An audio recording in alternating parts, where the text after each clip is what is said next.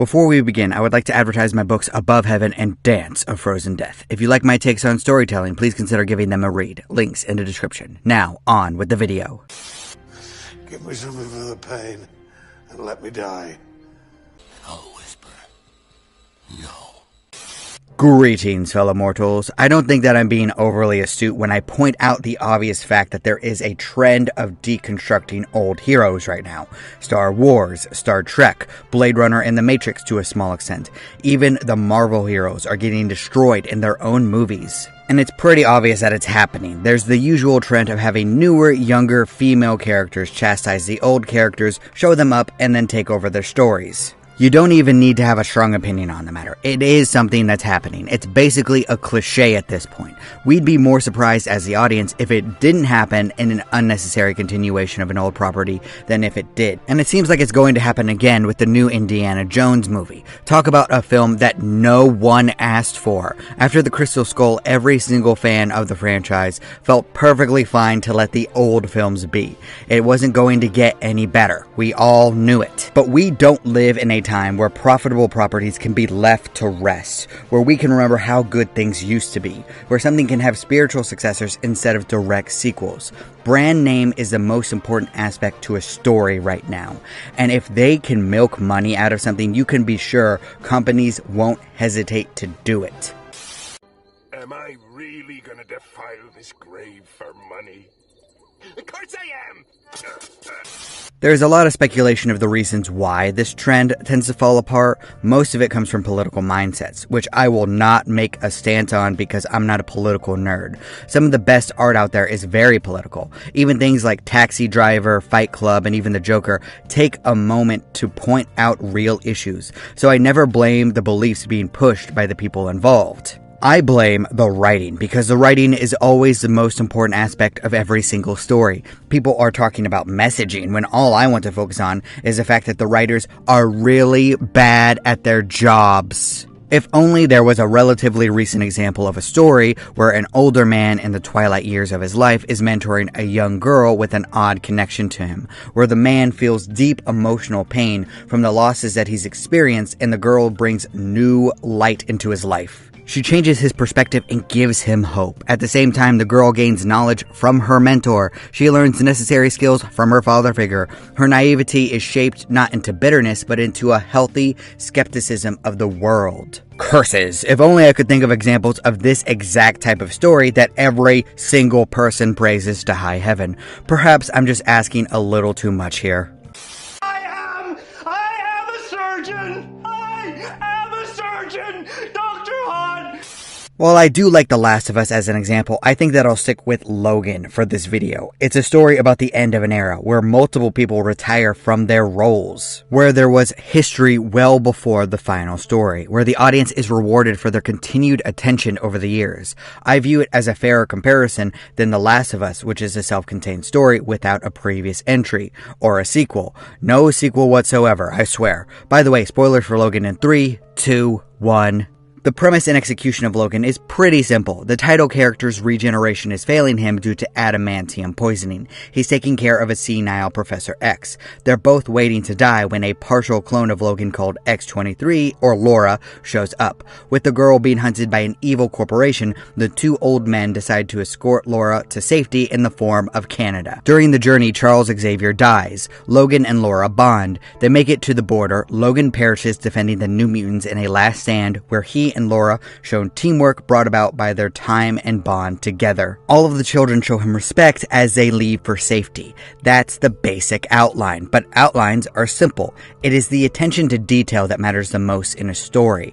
It's why this emotional journey always gets me choked up a little bit every time I watch it. I see you on your back. There's blood everywhere.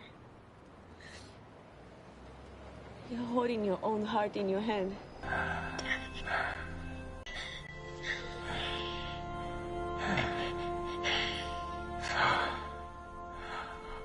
So this is what it feels like. One of the reasons stories like The Last of Us and Logan work is because of the twists in the hero's journey. Instead of following the younger hero, we see the tale from the perspective of the older mentor. It takes what is old and alters it to feel fresh. We know the wounds the older character has, their emotional pain, their own reluctance to teach the next generation, their body and skills failing them as they creep towards death.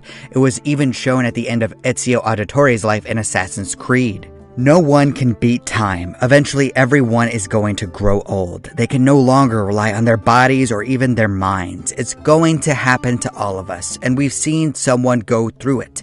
This type of story speaks a fundamental truth. It reflects the fact that the actors behind these characters are reaching their twilight years. They can't be in the same roles as 20, 30, or even 40 years ago, and these tales should reflect that.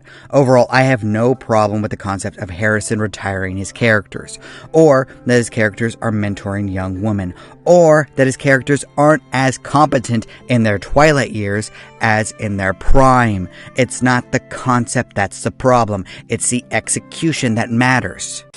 This is worthless. It's less than worthless, my boy. I think the main problem is that there is no real journey or growth for the young women that the old characters are mentoring. The newcomers are supposedly better than Ford's characters ever were. They openly mock him and belittle his achievements. They don't have the obvious flaws and weaknesses that the older characters do. Don't forget that Indiana Jones is deathly afraid of snakes. This is basically the Toy Story 4 effect. Woody is old. Old is bad. Bad needs to go away to make place for the new. New doesn't work because it doesn't learn anything from the old. The audience is divided. There are multiple reasons for this phenomenon. These new sequels aren't being made because someone has an idea for a unique story or take on a previous tale. They're being made because large corporations want cash cows to keep going. The writers behind the scenes aren't exactly fans. They don't care what came before them. They want to make their own stuff, but they're being paid to work with older material. It reminds me of a Hulu show called Reboot. It wasn't that great of a show, but one scene caught my attention. It was when a bunch of new writers and old writers were in the same room. The old writers were throwing out idea after idea, but the newcomers just kept crushing all of the ideas without adding anything new of their own. Old is bad to them, but they don't know what to do themselves. They don't even show respect to the old female writer who was a trailblazer for the younger people's careers. And that lady's jokes were the few times that I laughed during the entire show. It made me realize that this was probably the major issue right now. People who care are getting crushed by people who don't care at all because this isn't their passion. This is just a job to them. They probably want to write a different story than Indiana Jones or The Witcher. Sorry, Henry Cavill, you deserved better. You didn't do anything wrong.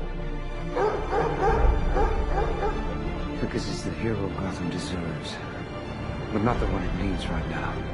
Of course, the companies behind the scenes aren't blameless. Pushing more content to come out is their top agenda. They push shows and movies out way too quickly. The crunch for the writers, directors, actors, and CGI artists is real. It's another problem. I would say that quality is important, but people do want quantity right now. We as the audience are always asking for more, so we have to take our share of the blame as well. We should have higher standards. We're the people spending the money. Remember that. We have the power to say when we don't want something. Stop hate watching stuff. And I think that the saddest thing about all of this is that a fifth Indiana Jones movie could have been great. It could have been an emotional send-off. Instead of making one of Harrison Ford's characters a divorce loser again, they could have had Marion die of cancer. His son could be off in a different field of work making his own career. It could leave Indy alone. Many people try to drag him back into adventures, but he's too old and worn down for gallivanting around the planet. But then a young woman approaches him with a map or clue. An evil organization is after her with guns. Indy doesn't have a choice in the matter. They travel the world together tracking down the artifact. All the while, Indiana teaches her about archaeology, how to use a whip, how to use a gun, and many more things. He doesn't even have to die at the end, and said they return home safe and sound. He puts his signature hat on the new character's head and says that he's going to spend the rest of his time on Earth teaching her. It's not that complicated. it. It's not hard. It's just that there's a lack of writing quality behind all of this. People just need to start caring, and they need to have more time.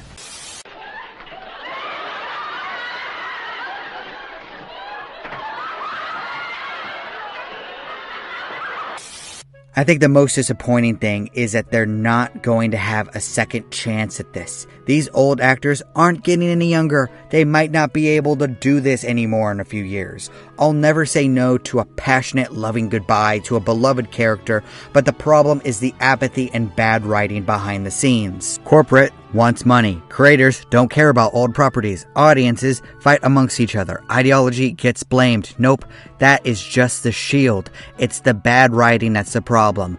Always has been.